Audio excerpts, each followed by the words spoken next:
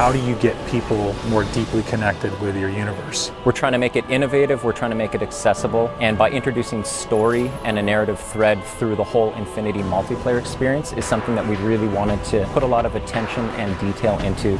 If it's a universe that everybody wants to be really excited about, it's got to grow and evolve beyond just an incredibly balanced suite of mechanics. It's got to speak to fantasy and what people want and what they expect.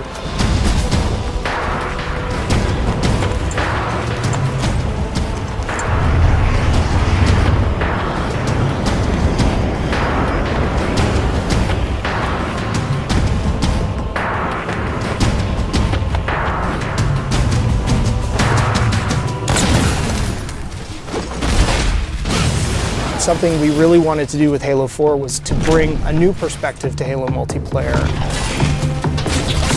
Flight assassination! The high-level philosophy for multiplayer was that we wanted to unify the competitive and cooperative experiences under this one big narrative banner that we call Infinity. The Infinity is a UNSC ship that is home to the Spartan 4 program. Really try to contextualize multiplayer in such a way in which it doesn't feel like abstracted game mode off to the side. It feels very much part of the same universe. We knew we wanted to expand the audience as far as we could, but still satisfy the core as much as possible. We had to break everything down to line-by-line evaluation of our current scripts and redefine that core loop to not make it like Halo 2 or like Halo 3 or something in the middle, but make it Halo 4. Halo starts with a philosophy that we've upheld, which is that your gameplay mechanics are consistent across every mode, so they don't change. We want to give players the power to choose which weapons they take in. People have their own personal favorites. It's a growth system in that you're unlocking customizations for your character, you're unlocking new weapons and abilities, but that's also helping to train you how to use those over time. You have armor abilities and armor mods, which are sort of under the hood modifications to your armor that give you abilities, give you passive changes. And then that completely fit in with our new scoring system.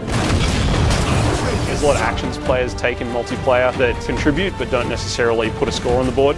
Because of the objective medals and all the extra ways you can score in a match, no players are finishing the game with a 0. Hail Mary. So one of the big things for us was making sure that people felt involved, felt like they could always contribute in some sort of way.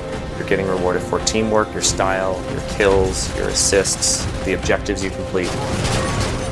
And as you do that, you're going to get medals that fill up your ordnance meter. Ordnance ready. Once your ordnance meter fills up, the UNSC Infinity gives you 3 rewards you can choose from. Those are going to be power weapons, power-ups, or grenades, and you can call them down right to you. Request confirmed. We've added what we're calling a situational record. That's a replay of the person that just killed you and how they killed you. It just adds a bit more information for players.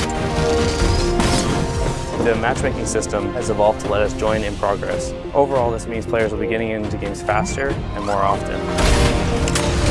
So the new CTF really focuses on trying to encourage a little more team play. In the past, there was a lot of dropping of the flag and changing of roles. Now when you pick up the flag, Carrying flag. You're 100% committed, and at that point, your role is now to deliver that flag. your HUD will change to tell you exactly where the deliver point is. Flag capture. Everybody can see exactly what it is that they're supposed to do.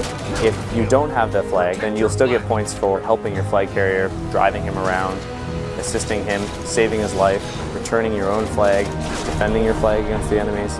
It's a much more intense experience for all of the players. Enemy team scored.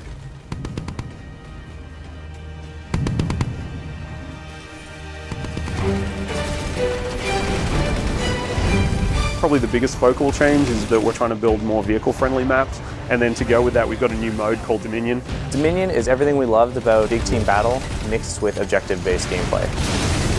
You have lots of vehicles, big power weapons, large maps, but now there's bases. As you reinforce the bases, then shields will come up, or you'll be able to activate turrets to kind of reinforce those locations. It's kind of like territories, but with a little bit more of a twist. Territory control. One of the biggest challenges was trying to get vehicle and infantry play to work really well on a large map that had a lot of interior space. In Longbow, for example, all the bases in Dominion are fully thought out features in the map, and that really lets you get that break-in and defend gameplay. The idea was to try and make sure that the team started here or here. The paths that they could take in between involved great pinch points, places where the vehicles would automatically run into each other and jump over each other.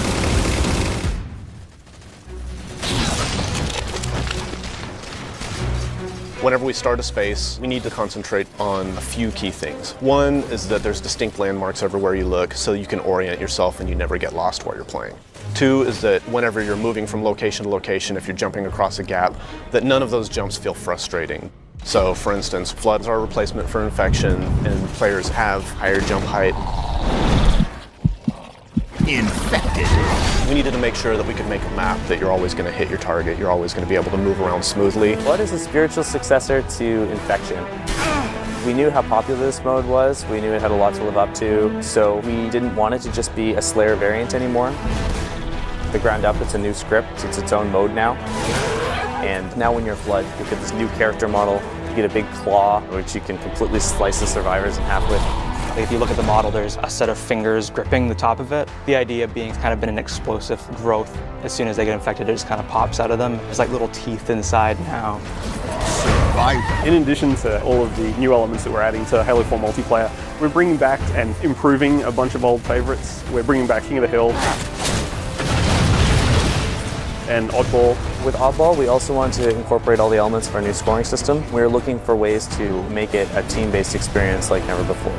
Instead of just running away and hiding, now players get points for passing, catching, intercepting the ball. It completely changed the landscape.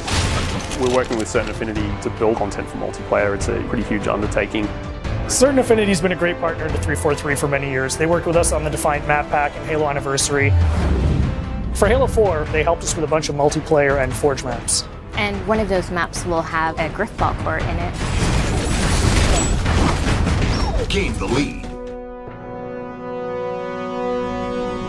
Forge is our toolset that allows players to customize their own levels. So we give multiple spaces that each have unique components that you can kind of mix and match to make your own layouts. We felt like a previous permutation of Forge wasn't necessarily the most accessible. The biggest thing for us was trying to increase the speed at which you can build things. We have a lot of new components. First is a magnet system, which makes it easier to line up pieces to each other.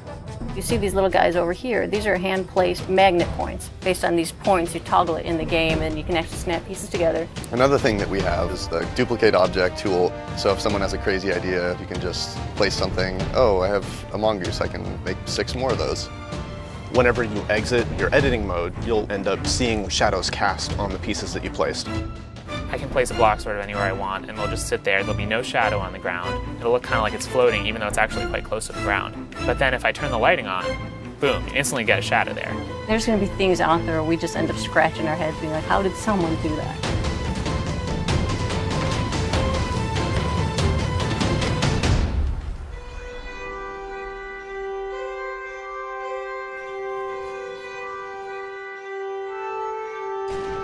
In the tradition of remaking maps, we've chosen to do Valhalla, and this time we're calling it Ragnarok.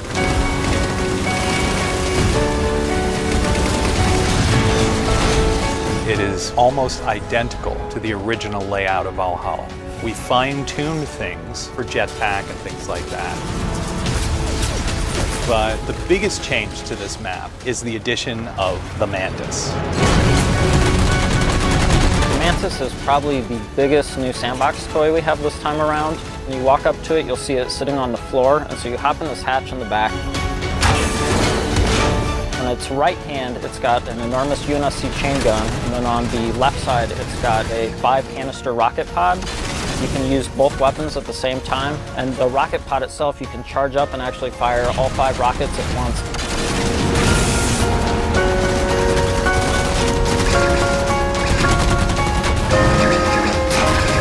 The other thing that's really sweet with it is it has a melee stomp. This is probably the most powerful vehicle in a Halo game since like the Scorpion or Banshee. We knew from the start that if we're going to put this in campaign, we have to bring in multiplayer. What better toy do I want to use the Battlefield than the mech?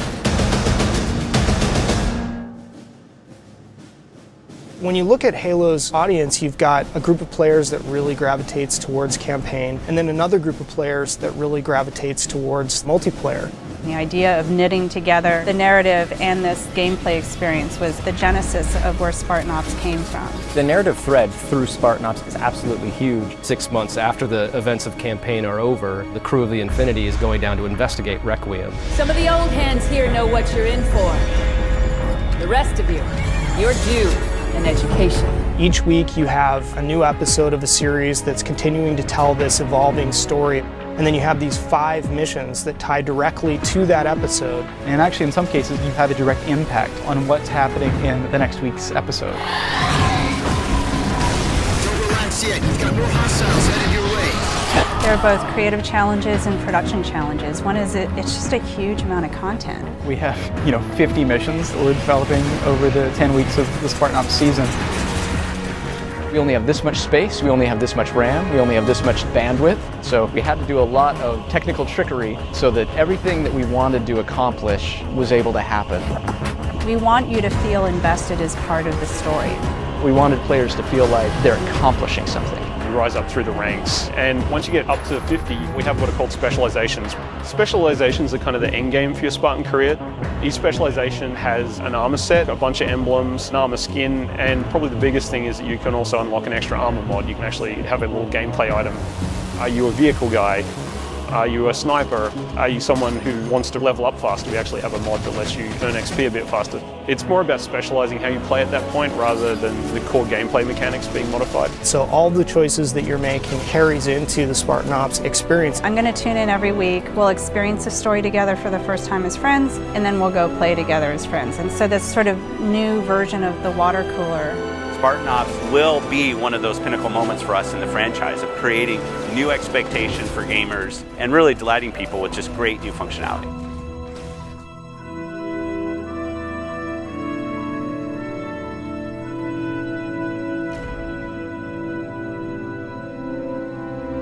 We're seeing just kind of the tip of the spear. Going where we want to go in the next steps is only made possible by building absolute confidence. A hero is someone who takes action even though they have something to lose. You gotta have the gumption. You gotta have the confidence to go after it. No matter how deeply we explore the universe or how much detail that you find out about aspects of the universe, it's still bigger and more mysterious than any amount of information could ever give us. And I think that's how the real universe is. Super excited about where this game has evolved to. There's so much variation at all levels of the game that make it infinitely replayable. People play it and they say, man, that's great, I just want one more game, and another one, and just keep going. It has been sort of this puzzle that's come together person by person.